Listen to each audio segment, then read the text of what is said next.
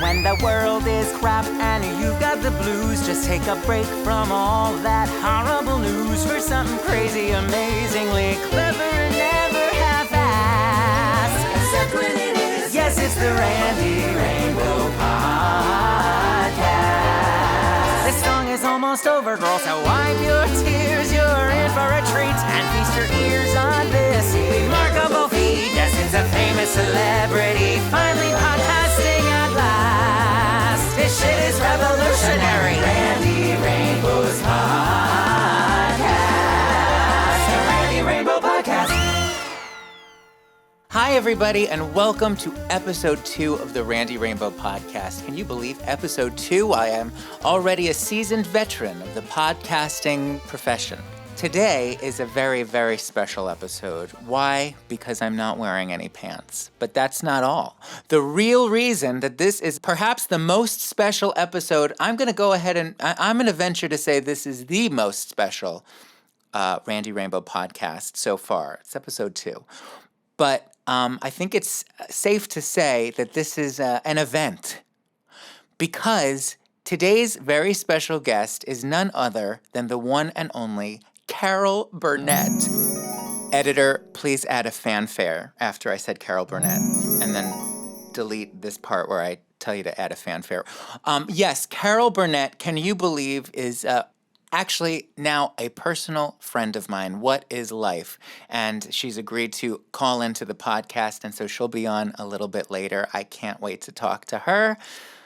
I'm also very excited because it's finally September. Oh, September. We're in the burrs. Thank you, Lord. Let me tell you a little something about me. I hate the summer. I have what I think is known as reverse seasonal affective disorder, in that whereas a lot of people experience this in the colder winter months, I get very depressed during the summer. I like summer for about 9 minutes, and then by the end of summer, I am so I just don't feel like I'm in my body. Like I find the heat so oppressive. I was born in New York, but raised in South Florida. Maybe that has something to do with it. So, I always longed for seasons and to be able to dress like a person, like with layers and stuff. And I find the summer, I take it very personally. I feel like the summer is happening only to me. And I find that I resent it. This is not a popular opinion in many circles. I know lots of people love the summer, but too bad. This is a controversial podcast, and I said what I said.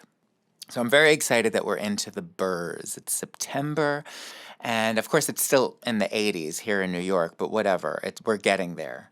And I am a real basic Bath & Body Works bitch when it comes to the fall. And Bath & Body Works is not a sponsor of this podcast yet, but if they're smart, they will become a sponsor because I am a walking endorsement for their product. I travel around the country. I'm always with their little hand sanitizers, and I have the soaps and the little body washes. They're all over my apartment.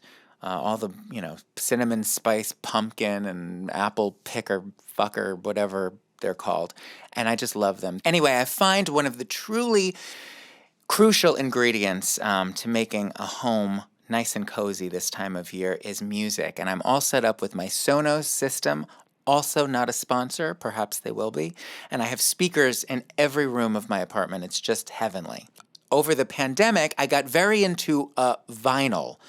I collect vinyl now. I'm one of those assholes, but I love it. And it actually doesn't have all to do with sound. I know a lot of people who collect vinyl are sound aficionados. And don't get me wrong, I do appreciate some of the richer sound of many of my vinyl records, especially the Broadway cast albums. What I find I really love, however, about the whole thing, nowadays, in a time when everything is so connected to a network, Spotify, Apple Music, all those streaming services are fabulous, and we can listen to anything we want whenever we want. But I do find that to hold a record, and pull it out of the sleeve and feel the weight of it in your hands and look at the artwork on the cover. I know I sound like your grandmother right now, but I am your grandmother. And to place the record onto the turntable and know that the grooves on that record are your grooves and yours alone, and they're producing a sound in that moment that exclusively belongs to you and is not connected to a whole network of people. There's something that I just find very personal and even meditative about that, again, when we're all just too connected. So I'm obsessed with vinyl. In fact, I'm recording this now in my studio, which is the studio where I make all my videos, and I have vinyl. The walls are adorned with many things that I love, that inspire me. Lots of Broadway posters and paraphernalia, memorabilia, I guess you'd call it. That's from Grey Gardens. And lots of framed vinyl record covers. Right now I'm looking at covers of the original Broadway cast of The Wiz and Funny Girl and Judy Garland at Carnegie Hall. I'm gay, by the way. Did I mention that? Dreamgirls, the original Broadway cast album, and Grease. Grease is the movie soundtrack. I've got that one up. And, of course, we just lost the great Olivia Newton-John, which makes me so very sad. I loved her so much, as we all did.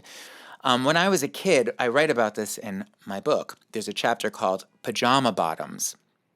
And when I was a little kid, I used to stand in front of the TV and reenact movie musicals and dress up as the characters. And my avatar of choice was usually the girl part. Is that a surprise to anybody? So, of course, when I put on Grease, I would wear these yellow pajama pants on my head and pretend to be Sandy. This was before I had a wig budget. I just wanted to be Olivia Newton-John or Judy Garland in The Wizard of Oz, obviously. You know who else I was obsessed with? I went through a very serious Annette Funicello phase. I think it was Babes in Toyland that did it for me. I just wanted to be Annette for like 2 years. I also loved Frankie Avalon around that time, but for different reasons we would later find out. Another blonde bombshell who I was always obsessed with and always pretending to be with those pajama pants on my head was the great Shirley Jones, who starred, of course, in the movie versions of Oklahoma and The Music Man. I really wanted to be her so badly, and she didn't get a mention in my book, so I feel bad about that. Shirl, if you're listening, love you, wanted to be you, still do. Come be a guest on my podcast. We'll talk about it. Anyway, I've been talking long enough. What time is it? Oh my God, we are just minutes away from my interview with the one and only Carol Burnett. So enough of the vinyl records and the Bath & Body Works pumpkin spice candle. I love the candles too. Did I mention I have the pumpkin snickerdoodle going right now? I'm so basic. Anyway, while we wait for our special guest, why not let's do a little homage to Carol Burnett by bumping up the lights and taking some questions from you, the audience. Hit it. It's the Randy Rainbow Podcast. Let's answer the phone. Pick up. I would like to know, how did your cat enter your life? Yes, the beloved icon, Tippy Rainbow, who's actually sitting right here in her little purse. She has a little pink purse that, it's not little, it's a carrier. It's a cat carrier. Usually cats run when they see the carrier come out. They know it's not a good sign. But Tippy loves her pink purse. She's always been fashion forward, as we know. Anyway, that's where she's sleeping right now. So how did Tippy come into my life? Well, if you read my book, Playing with Myself, and I'm sorry to keep referring to my book. I swear I'm not a plug whore. It's just that book, which came out recently, is the first time that I've ever discussed my personal life in any kind of long form. So I find that when you ask me a question about something that I discuss in the book, it's a perfect opportunity to sell a few copies. So I guess I am a plug whore. The chapter I hear from people the most about, without question, is chapter 18, called Comes the Time We Have to Say So Long. And it's a brutal chapter about how I had to say goodbye to my last cat, my beloved Mushy, in 2020 at the start of the first COVID lockdown. He was 17. He got really sick really fast at the worst time possible, and it just ended up being one of the most horrific experiences probably of my life. And I wanted to write about it, A, because I wanted to pay tribute to Mushy, and B, because I know I have a lot of pet lovers in my audience who I knew would relate. But if you haven't read it yet, It's rough. But the happy ending is I now have my darling Tippy, I believe because Mushy sent her to me. Here's the thing. I am someone who is really abnormally attached emotionally to my pets, probably in a way that is unhealthy, whatever. So I have a pretty strict 1-year rule. I could not even consider the notion of bringing a new pet into the house until after a year has passed, usually.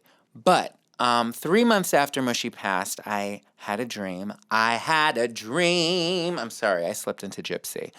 And in this dream, Mushy visited me, and it was one of those dreams that was so vivid I could smell him and I could feel his fur, and it was so emotional that I woke up sobbing hysterically with tears streaming down my face. And I remembered the very last scene of the dream, before the credits rolled, was Mushy, or it was a version of Mushy. It was like his understudy, lying on his back on the welcome mat of this apartment where I lost him, this new apartment that I had just moved into. But he was all in white. It was very Les Mis. And I just assumed it was just like his, second act finale costume. But then I woke up, and without even thinking, I grabbed my laptop and Googled white Persian. And this is where I'm going to get in trouble with the PETA people, I know. But I found someone basically in my neighborhood, which already was kind of odd and serendipitous feeling, that was a breeder of white Persians, silver chinchilla Persians. Now, I know all of the adopt, don't shop people will come for me. I get it. There are elements of that movement that I totally agree with. Of course, there are certain parts of it that I don't agree with. I believe it's a very nuanced discussion that I will not have right now. I don't like to get political. But long story short, I think that people conflate things like puppy mills and shady breeders with reputable breeders. And I believe that those animals and all animals deserve to be loved. Except Mitch McConnell. Anyway, that said, I have usually always adopted, except the last 2 times. So I called this woman, and she said, I have one little white kitten, a little boy, Persian, and a silver chinchilla Persian is the Fancy Feast breed. So they're really, really cute. And she sent me a picture of this little boy kitten, and it looked like a friggin' Pixar movie character. So I said, I'll be right over. Actually, it was a few days later. I did my research and this woman checked out. And so then I went over and I met this adorable little kitten. I fell in love instantly. 3 weeks later, brought him home to the apartment, and I just felt like I was ready and healed enough because Mushy told me it was time. The addendum to the story is that I named the cat Sweeney after Sweeney Todd because he was a boy kitten and a vengeful murderer.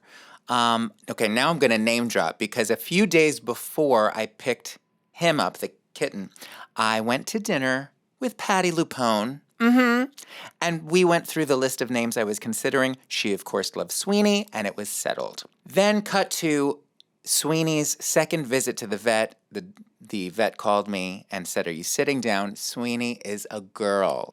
So I renamed Sweeney Tippy after the character Ozma Tippitarius from the Oz books, specifically The Marvelous Land of Oz, which introduces the character of Tippitarius, or Tip, a little orphan boy who was later revealed to be Ozma, the Princess of Oz in disguise. So it's a little nod to the gender-bending situation we found ourselves in. She is not named after Tippi Hedren, for those of you who asked, who we do love and who is an animal rights activist, except when it comes to birds.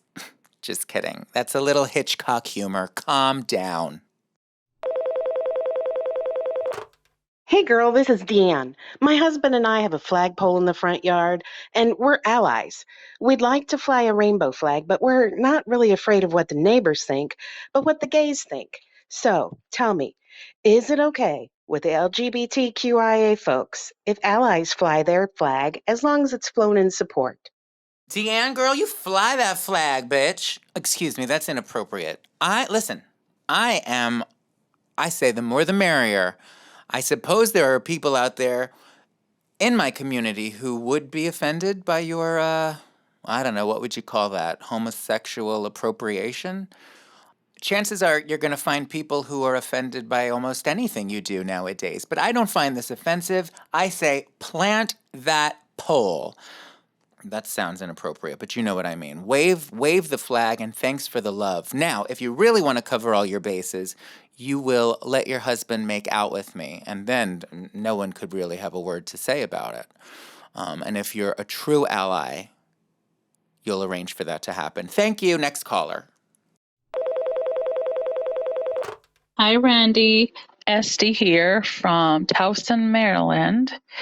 My daughter Jazz and I came to see you on your show last year in Washington, D.C., and she even walked up to the stage and introduced herself to you, which was adorable. She still remembers it as one of her top moments in her life, so thank you for that. My question was, what was the most memorable moment for you in your tour last year, and what are you most looking forward to the coming tour? Thank you. We love you. Girl, I remember you, and it was one of the best moments of my life, too. Thank you so much for rushing the stage, but don't do it again, because the security will tackle you and escort you out of the building. I'm just kidding. Listen, I'm really excited about touring. I actually have just started my fall tour 2022. Tickets available now at randyrainbow.com. And I used to be completely turned off to the idea of touring years ago before I started, because I, by nature, am not a traveling man. I do not like traveling. As Elaine Stritch said in her fabulous one-woman show, Elaine Stritch at Liberty, the opening line, and one that I know she was very proud of, was, "It's like the prostitute once said, it's not the work, it's the stairs." Which means, it's not doing it, it's getting there. That's probably not an appropriate joke for Jazz's age group. I apologize. Anyway, getting there is kind of a pain in the tush, but once I'm there and I'm on stage in front of all of you wonderful people out there in the dark, Sunset Boulevard, it's quite exhilarating. It can be a very isolating experience, what I do, in that I sit or stand in a room alone most of the time to create these videos. And it's all me, and I get sick of myself. And then I get to hear from you over social media once I put the thing out, but it's not until I get to go on tour that I actually get to be in the same room with you face to face and feel your energy, and that is so gratifying and rewarding. And so that's what I'm most looking forward to. Thanks again for coming, Jazz. Are you coming back this year? Are you? I hope so. Love you. The one and only Randy Rainbow presents the Pink Glasses Tour. See four-time Emmy-nominated comedian, singer, producer, and show-stopping performer Randy Rainbow live on stage, featuring his classic parodies, new hits, and some surprises in his inimitable style. Randy Rainbow. Getting worse with every stupid live across North America. For tickets and info, go to randyrainbow.com. It's the Randy Rainbow Podcast, variety show. And now, a quick word from our sponsor. Hello, friends. Randy Rainbow here. Everyone except me knows that getting older can have a substantial effect on a man's confidence. As you age, your body starts to change and the hair on your head begins to gray. That's why I proudly endorse Ragin' Rudy's 2-Minute Hair Dye. Developed by former New York City Mayor and current Goblin Rudy Giuliani, Ragin' Rudy's 2-Minute Hair Dye can be applied whether you're going out for that big job interview, a hot date, or inciting an insurrection against democracy, giving you a look you'll love. Raging Rudy uses the time-honored practice of fracking indigenous farmlands to extract only the best natural oils. It's guaranteed to darken your hair and keep your dye from running down the side of your goddamn head for literal hours on end. Raging Rudy's takes just 2 minutes to apply and targets only darker color tones like an NYPD stop and frisk. Can I say that? Don't get caught about to expose yourself to what you thought was a 15-year-old on a Borat film without looking your Rudiest. Let's make a man's hair great again. It's Raging Rudy's 2-minute hair dye. Ugh, gross. That was really a kick, but enough of that skit. Time to drop all the shit now. So let's cut the shit. I think a fabulous Kiki with someone I love would be best. It's time for a guest.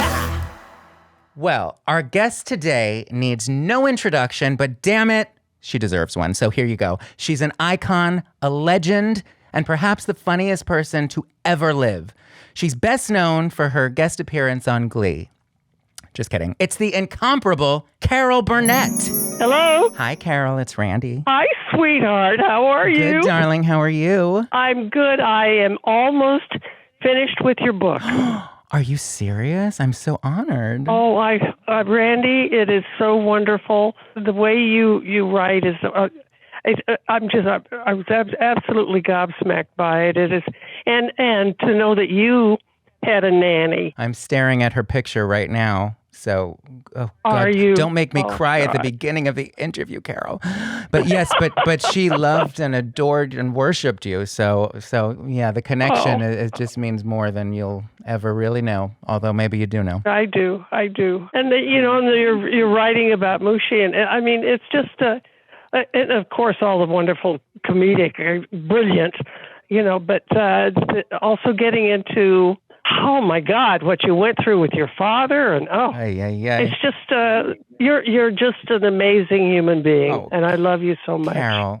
I love you too. All right, well that's all we have time for. Good night, everybody. No, so long. Thank you. That means the world to me. All right, now we got to talk about you because that's what I'm here for. Okay. First of all, thank you for doing my podcast. I appreciate it so much. This is so special for me and for everybody listening. And well, just to start off, for those out there who don't know the Randy Carol history, this is not our first time talking, obviously.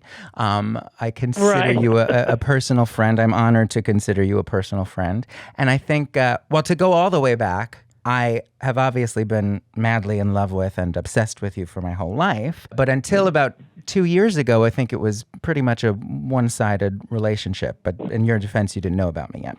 But in 2020... it was the first time we spoke, right? And you were nice enough to call me at home. And your fabulous daughter, Jody Hamilton, had come to see my show in LA, which was the last show I did before the world shut down. And she connected us. And you were gracious enough and generous enough on that call to invite me to be your guest when you received the Sondheim Award at the Signature Theater Annual Gala. Yep. So you and your mom. Me and my mom. And of course, and I write in the book how special that was to me. And then subsequently, how devastated I was that, of course, the world shut down and it didn't happen. Right. But here we are 2 years later. And now in just a matter of days, I will at last be in your presence. I know we can finally, after all this time, lock eyeballs. I can't wait. It's been like the only thing getting me through these last few weeks is the fact that I'll be in the same room with you in just a couple days. Oh, well, we're going to be sitting next to each other at the dinner. We are. Carol, I'm sitting next to you? Of course. I can't. It's too much. Of course. It's too much. Of course. We've got, at our table, it's going to be, you and your mom, my husband, Brian, and me, Bernadette and her beau, and Santino and his wife, and that's us. Oh, my God. All the big shots of show business, my mother especially. Yeah. That's so exciting. Well, now I'm really excited. But you're receiving the 11th annual, I think it's the 11th annual, right? Sondheim Award. Of course, also, since we spoke in 2020, we've sadly lost Steven Sondheim. I know, yeah. So what does it mean to you to get this award now? Well, it's... even 2 years ago, I was absolutely stunned, and knowing Steven and having worked with him, I was really honored that he, at the time he chose, he picked me to receive this award, which was just, so thrilling for me. And anyway, I first met Steven, oh my gosh, in 1960. I was doing a special, get this, with Jose Ferrer and Rosie Clooney. They were doing a Thanksgiving special, and Dick Van Dyke and I were the guests.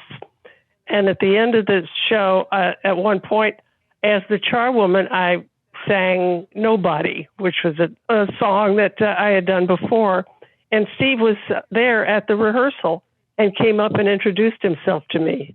And that was the first time we ever met. Oh my goodness! And then when was the? Yeah. And then you, of course, worked with him after that. What was the first time you worked together? Well, really, I think it was Putting It Together. Oh, really? Yeah, we first did it I did his 75th birthday celebration. I was part of that at the Hollywood Bowl. But we did Putting It Together in 2000, I think it was. Yeah, I think it was 2000. Yeah, I think that was it. I wish I was Mary Lou Henner.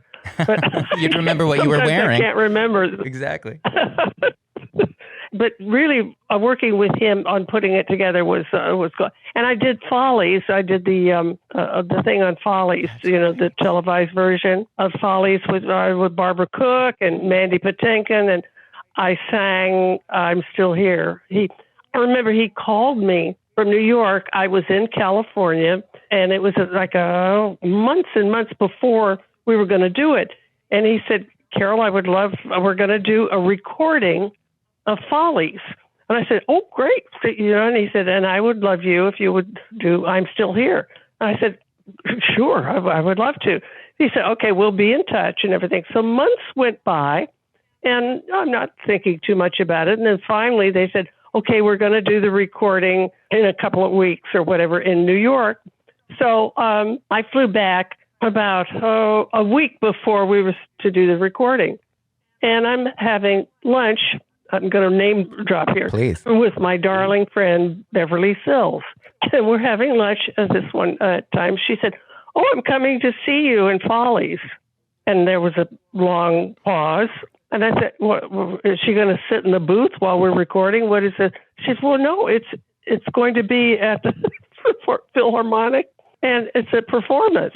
Randy, I didn't know that. Oh my God, you didn't know that it was a performance? No, they didn't.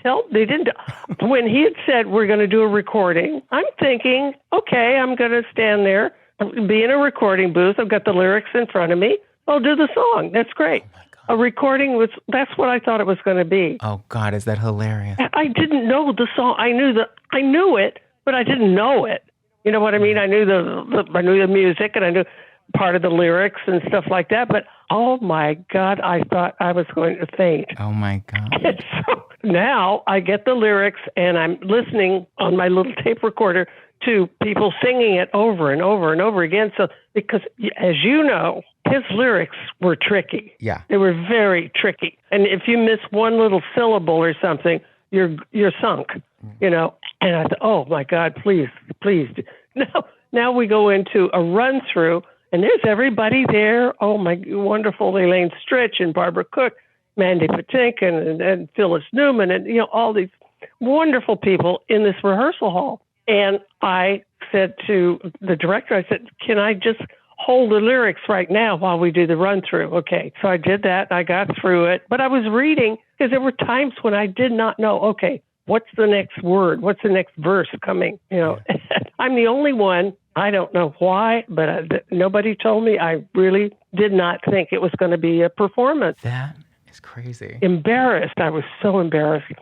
I said, do you think maybe I could have some cue cards? So they got this person, wrote up the cue cards and everything like that. Now we get to the venue, right? Yeah. There's no place to put the cue cards. Oh, no. I have such anxiety listening to this story, Carol. Oh, my God. Yeah, the orchestra's behind me. And then in the wings, they put the cue card guy back in the wings. So if I had to look at the cue cards, I would have to turn around, and my back would be to the audience. Oh, God. So, God. What'd you do? Yeah.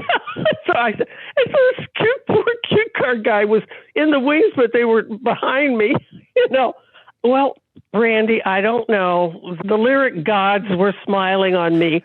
I got through it. Oh, God. And without having to turn around and and not face the audience. I got through it. Oh. And if you see that today on YouTube, you will see the most frightened human being ever on a stage. I was terrified. That's a testament to what a pro you are, because I've been watching that for years and never would have guessed that story. Now, they filmed the whole rehearsal process for that show, which is one of the most fabulous things to watch. Do you see any of that behind the scenes with you, like finding out? And I forget if any of that's included. No, because they told me, as I said, I found out when Beverly Sills told me. And then when we were at rehearsal, so by then I knew that I was in deep doo-doo. Oh, God. Oh, my God. It was just, oh, God, I have never been more frightened in my life on a stage than I was then. That's incredible. Well, what was Sondheim, he usually is very involved in the rehearsal process. Was he for this? Oh, yeah. Yeah, he was. Oh, yeah. And at one point, I was kind of back phrasing a little bit, and he said, just sing it straight. Because for whatever reason, and I said, okay. And that was the only note he gave. And then he came back and gave me a hug after the show. Wow. So I felt redeemed, I'll say. But oh my. Wow. Well, yeah, as Elaine Stritch says, Steven Sondheim's approval will keep you on the straight and narrow for 2 or 3 years. Yeah. Oh, she was funny. She had great legs. Sure did. Great gams. Never wore pants. No. At one point, she was in the corner of the rehearsal hall, and Phyllis Newman said, okay, don't look. But she's changing her clothes now. And she was in front of all of us, taking her pants off so that she could show her legs. Oh, God. It was so adorable. And we teased her about it. She said, well, honey, they're the last things to go. Oh, God. I miss Elaine Stritch so much. I miss her every day. Did you see her documentary? Oh, yeah. Well, I saw her show live, went to see it when she was doing it on Broadway. Fabulous. Oh, fantastic. Well, you're schlepping around the country like I've been, doing your one-woman show now. Yeah, I've been doing this. It's Q&As, like what I did on my show. And what I do is I show about 7 or 8 minutes. I open with clips of some of my favorite Q&As that we did on my show. And then I come out and I just say, bump up the lights, and it's all random. There's no planted questions at all. And then during the course of the 90 minutes, I do some Q&As, and then I talk about some of the musical guests that we had. And then I show some clips of that, Bing Crosby and Ella Fitzgerald, Ethel Merman, Rita Hayworth, on and on. And that's about 6 minutes. And then I do more Q&As, and then I show some of the movie takeoffs that we did, because Nanny and I used to go to the movies. We lived a block north of Hollywood Boulevard, and we'd save our pennies. And back then, there were double features. And so on the weekends, sometimes, Randy, I saw as many as 6 to 8 movies a week. Oh, my God, that's a lot. It was all the musicals. Mickey and Judy were my favorite. Betty Grable. And then, wow. When I got my own show, I had Betty Grable on as a guest. Oh, God. Gloria Swanson. I mean, it was just, I felt like I died and gone to heaven, because here I was, a kid, looking at all these people in the movies and then being able to work with them. I'm still shocked that I was able to do all of that. And anyway, so that's what I do with the Q&As. And then, as I say, I never know what anybody's going to ask. I've been doing this for 40 years. Before you were born. Thank you. I just finished doing 8. I did these because they had been postponed. They had been scheduled 2 years ago. Because of the pandemic, they were postponed. So I made up for these last 8. And the audiences were all there. They didn't turn in their tickets.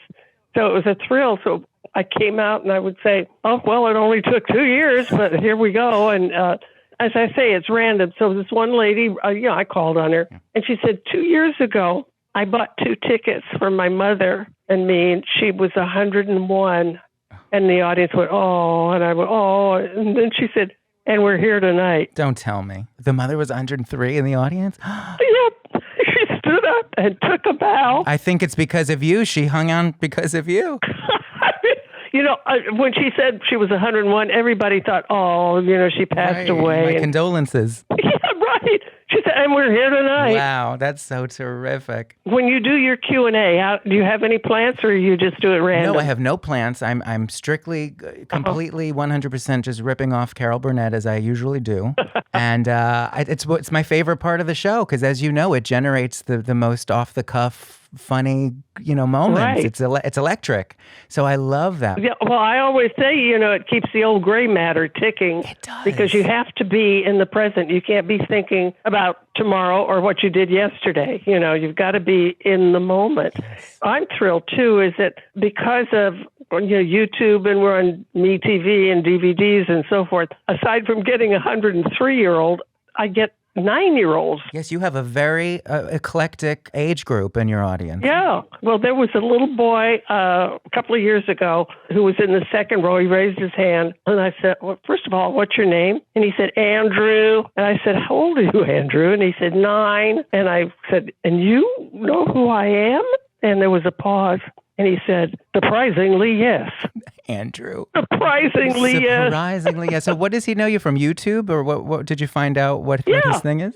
YouTube and DVDs and stuff like. He wanted to take me out to dinner. Oh, Andrew. So cute. Isn't that one of the best things, would you say? You do. You're just because of the nature of your body of work, you have fans of all age groups. Is that important to you to have the youngsters? Oh, absolutely. Because of this, I'm getting a lot of fan mail, and so many of them are from teenagers and 10-year-olds and 20-year-olds, people who we come home from school and we watch you on YouTube or MeTV or whatever, It's really nice because I think our show, it works pretty much because we never were political, right, per se. We didn't go into what was happening in the news that day or whatever. It was really kind of just an old-fashioned vaudeville show. I just wanted to be a musical comedy review every week that you could, put on Broadway. And I wanted just belly laughs.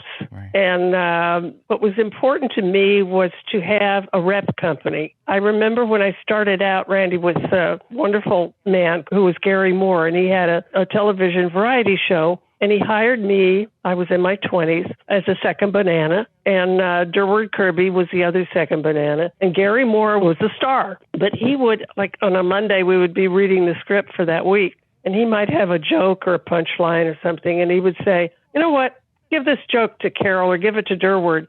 They can say it funnier than I can. That's who he was. So even though it said the Carol Burnett show, I wanted Harvey and Tim and Vicky and Lyle always to score, to make a touchdown, because it only made our show better. So there were many sketches where I'd be supporting Harvey, right, or Tim would be supporting Vicky, or Vicky would be supporting. We spread it around, and I think that's what made it work too, so that everybody could score a touchdown. And I dare anybody today to watch the dentist sketch with Tim and Harvey and not lose it. And that's 45 years old, but it holds up today. I even show part of that during my Q&As, and the audience goes nuts. Yeah. Oh, and it's still belly laughs. It holds to up this day. And I think even, you talk about topical humor. You never touched topical humor. I went the opposite way. But when people ask me why, the stuff that I do is not as polarizing as some other political commentary shows. No, yours is funny. It's brilliant. Well, thank you. I think my secret is one of my stock answers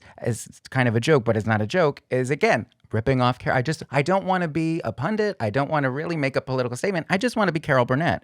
And I think that's the reason that people, it doesn't polarize people, because what they're seeing really is just kind of what you were doing in those old movie send-ups. I'm just dressing up and playing, fantasy and playing parts that I never would get to play. Exactly. You're not being vicious or mean. You're being funny and adorable. And well, pretty much on the nose about certain things, which is absolutely hilarious. Listen, you gotta inject a little opinion here and there, but really, I'm just trying to be amusing. I have to ask you a couple of facts that I'm obsessed with. Number one, is it true that you were talking about the early '60s? I heard that you were one of the original choices to play Fanny Bryce in Funny Girl. Is that true? No.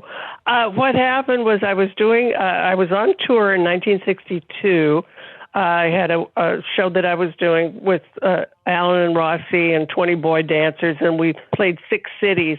And Jerome Robbins came to see me when we were in Detroit. They weren't offering me the job at all. He wanted me to just read stuff from the script for him. And I said, you know what? I remember we had breakfast in the hotel room, and he had the script with him.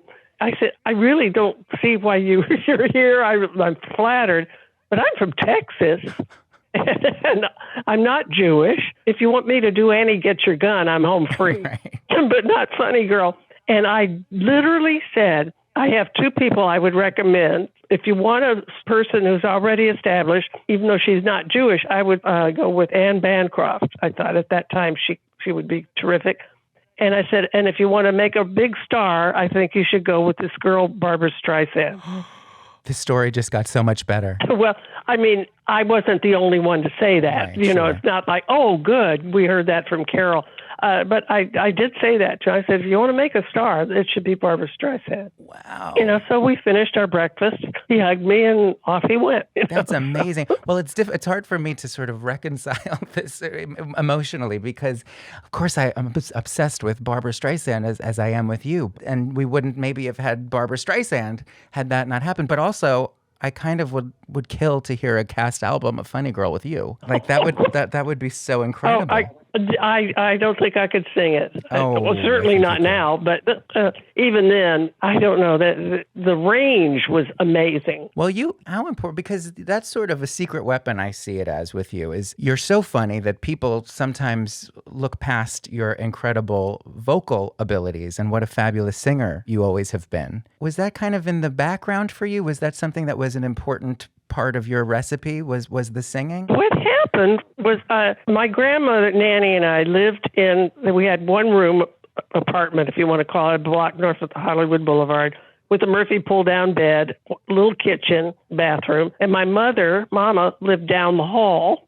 She would come over and we would sing in the kitchen. She'd play the ukulele. Nanny, at one point, could play the piano, but we didn't have a piano, but she could. And we'd sing, but I was kind of quiet. I would take the lead, and Nanny would sing, and Mama would sing harmony.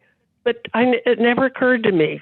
And so when I got to UCLA, I had done a couple of one-acts, student-written one-acts, where I got some notice from some of the seniors. I was a freshman, and one senior came up to me and said, can you carry a tune? He was in the musical comedy workshop, opera workshop department at UCLA. And I said, yeah, I can carry a tune. He said, well, we're doing a scene from South Pacific, and could you be one of the nurses during the Wash That Man Right Out of My Hair? Okay. I said, yeah, I guess so. And so I went, and there was this wonderful gal who was playing Nellie Forbush, and she was singing, and I was just amazed. And so then I started singing with the rest of the girls, but all of a sudden I was loud. I'd never, Randy, done that before in my life. Really? Because in the kitchen, I never belted. But I found myself belting. I'm 18. And he said, you're too loud. And he took me out, and he said, well, we're going to do a scene from Guys and Dolls. We'd like you to do Adelaide's Lament. Perfect. And I said, you mean sing alone? And they said, yeah. I said, but I don't. And they said, well, she's got a cold. And then I thought, well, I could do that because she's got a cold, and I don't have to sound so good. And if I hit a clam, I can blame it on the cold, And Adelaide's Lament was the first solo I ever sang. And I belted. And all of a sudden, I thought, this is what I want to do. Wow. I want to be in musical comedy. And so then, from then, I did scenes from Call Me Madam and Annie, Get Your Gun. And on the first album I ever got from a Broadway show was New Faces of 1952. And that was with Alice Ghostley and Paul Lynde and Eartha Kitt. And I played that over and over and over again. And I thought, this is what I want to do. And someday I want to go to New York and be like Ethel Merman and Mary Martin. Wow. Well, it worked out. Yeah, except when I got into Once Upon a Mattress, and that was really good for me. And then I doubled on the Gary Moore show. I realized I never thought about television at all until I got on Gary's show, and we did a musical comedy review every week, and each week I got to do different characters, and sing different songs. And then I thought, I would rather do that than be the same person 8 shows a week for a year or two. See that? So you really, you carved your own path. That's really part of your genius and why it all worked out the way it did, I believe. You just mentioned Bernadette Peters is going to be there on Monday. Yes, by Bernadette, yeah. My Bernadette, too. I love her so much. She was, of course, a regular on your CBS show. So what's your relationship been like with her? Where did that start? Oh, my gosh. The first time I saw her, my husband, he produced the Gary Moore show. And so, of course, he was going to produce our show. And we were going to go on the air in 1967 in the fall. And this was in early 1967. Bernadette was in a show called Dames at Sea.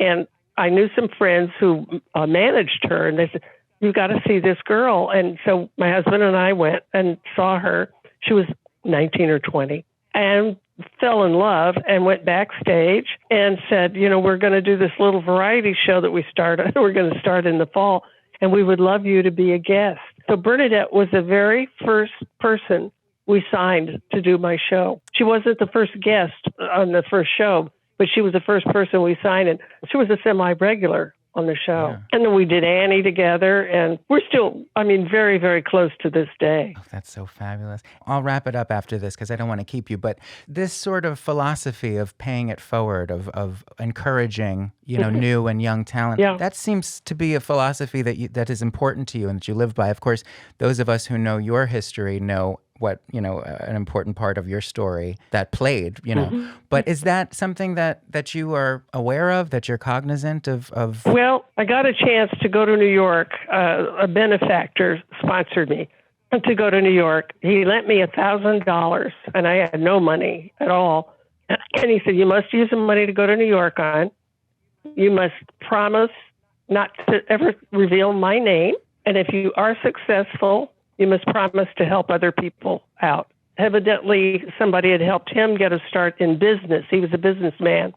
And those were the stipulations. I wasn't the only one. I remember I spoke to his wife, and he had helped somebody open a restaurant, start another kind of a business. So he kept paying it forward. And so what I do is I have scholarships I have at various schools. And one time, though, I remember this I get on my Q&As. What advice would you give somebody who's trying to make it in show business? Mm-hmm. You get that too, I bet, right? I say get out of the business immediately. You know what? It was very strange. I don't remember what it was, but I was auditioning for a job, and it was narrowed down to another girl and me. And I thought I had it. And then it came to me not to be discouraged, because I thought, you know what? It's her turn. Wow. So I shouldn't be discouraged, because someday it will be my turn. And that really kept me from being, as I say, discouraged. Wow. You are so generous. I personally have been the beneficiary of your support and generosity. And, I just will say on the record that getting to connect with you and to call you a personal friend will be one of the great thrills and honors of my life. So I love you. Oh, honey, back at you. Thank you. I can't wait to finally give you a great big hug. I might jump into your arms when I finally am in the room with you. So That's all right. I'll carry you anywhere. Okay, good. Thank you for this, and I love you, and I can't wait to see you in a couple days. Thank you, sweetheart, and give Gwen my love. I sure will. All right, Carol, I'll talk to you. All right, honey. See you soon. See you soon. Bye. Now the show is over, girls, so thanks for listening. It's been a vibe, and damn it, don't you dare forget to subscribe. I promise next week will be 10 times better than even the last. Except when it's not. Only episode 2 and my favorite one yet. How the hell will we top the great Carol Burnett?